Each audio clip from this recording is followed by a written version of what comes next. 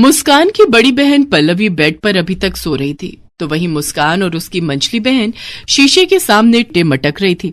तभी उनकी माँ उर्मिला हाथ में पानी की बाल्टी और पोछा लेकर आती है और कहती है, बेशर्मो, नाश्ता क्या तुम्हारे पप्पा आकर बनाएंगे? और इस बड़ी महारानी को देखो, अभी तक सो रही है, इसे कोई फिक्र ही नहीं है। यार, ये कौन सुबह सुबह काई काई कर रहा है? अच्छा, तो इससे मेरी आवाज कौवे जैसी लग रही है। रुक, अभी बताती हूँ तुझे। इतना कहकर उर्मिला पानी की बाल्टी सोई हुई पल्लवी पर उड़ेल देती है। मुंबई शहर में उर्मिला अपनी 3 बेटियों पल्लवी, निधि और मुस्कान के साथ रहती थी। उर्मिला की तीनों बेटियां बहुत ही चंचल और बिगड़े स्वभाव की थीं। उर्मिला उनके इस मिजाज से बहुत ही परेशान थी। अपनी बेटियों के स्वभाव को देखते हुए उसने जल्द से जल्द इन तीनों की शादी करने की ठानी। काफी खोजबीन के बाद उर्मिला ने अपनी तीनों बेटियों की शादी सागरी देवी के 3 बेटों मुकेश, नवीन और समर से कर दी। सागरी देवी शहर में तो रहती थी, लेकिन थी वो एकदम पुराने विचारों वाली। उनकी सोच और उम्र उनके सफेद बालों की तरह ही एकदम पुराने थे। आज सागरी देवी बहुत खुश थी, क्योंकि उसकी तीनों बहुएं आज एक साथ गृह प्रवेश जो कर रही थी। अब तुम तीनों बहुएं एक साथ इस कलश को अपने पैरों से गिराकर घर के अंदर प्रवेश करो। वो तीनों बहनें अपनी सास की बात को मानकर कलश गिराकर अपने ससुराल में प्रवेश करती हैं। तभी अंदर पहुंचते ही मुस्कान अपना घूंघट जल्दी से ऊपर करती है और कहती है, उफ, यहाँ तो कितनी गर्मी है यार। सासू माँ, जल्दी से एसी चला दो, बहुत गर्मी है।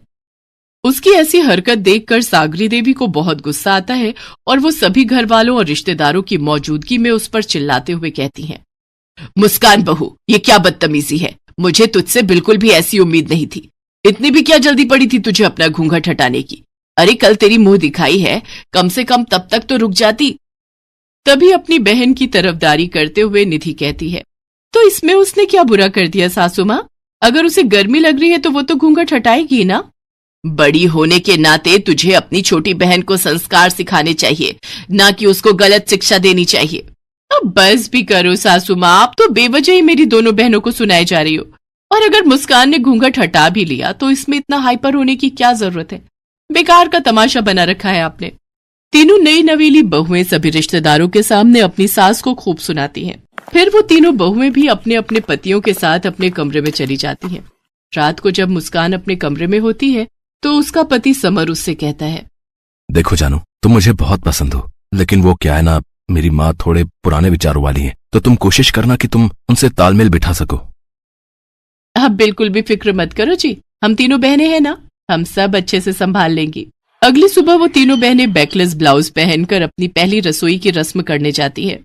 अरे वाह वाह, क्या हॉट लग रही हो तुम दोनों।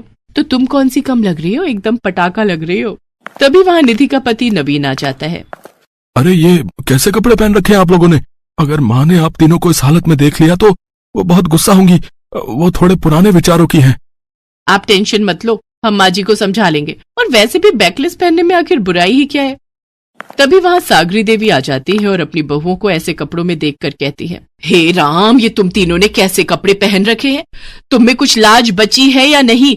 कम से कम ये तो सोचती कि इस घर में 4 मर्द घूमते हैं। हे ऊपर वाले, ये मुझे कैसे दिन दिखा रहा है?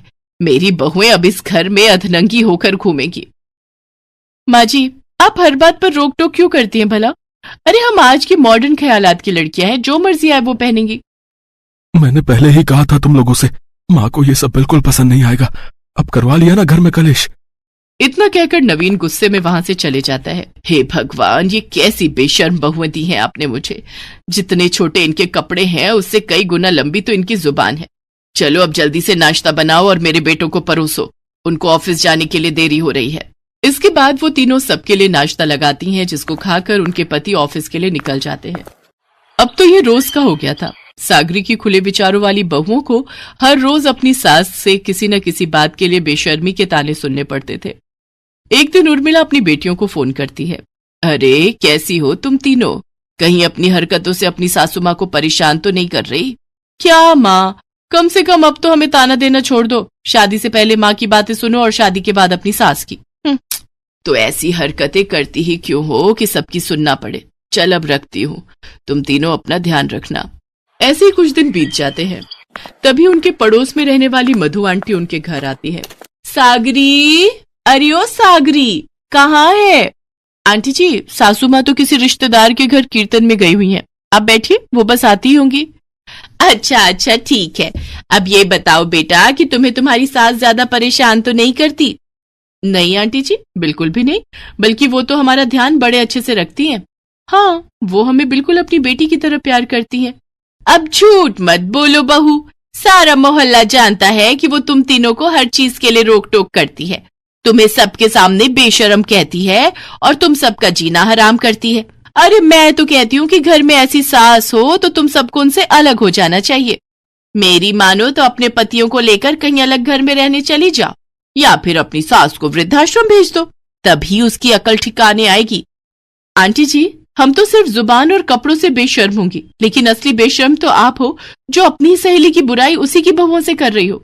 आप अच्छे खासे परिवार में फूट डलवाना चाहती हो ना? आंटी जी, जैसे आपका बेटा बहू आपसे अलग हो गए, आप चाहते हो कि हमारा परिवार भी वैसे ही अलग हो जाए। शर्म नहीं आई आपको ऐसा कहते हुए? हे राम, इनकी जुबान तो देखो, सच ही कहती है सागरी, बड़ी ही बेशर्म हो तुम तीनों, और साथ में बिगड़ी हुई भी। कुछ तमीज ही नहीं है कि अपने से बड़ों से कैसे बात की जाती है। आपकी हिम्मत कैसे हुई हमें बेशर्म और बिगड़ी हुई कहने की? और वो हमारी सास है, उनका हम पर पूरा हक है कि वो हमें कुछ भी बुलाए। अब अगर आपने एक और शब्द भी हमारी सास या हमारे परिवार के खिलाफ बोला ना, तो मैं आपकी जुबान खींच लूंगी। अरे हम तो सिर्फ कपड़े बैकलेस पहनती हैं, पर आप तो पूरी की पूरी कैरेक्टरलेस हो। बाप रे, बिल्कुल सही कहती है तुम्हारी सास, तुम सब की सब बिगड़ी हुई बेशर्म लड़कियां हो।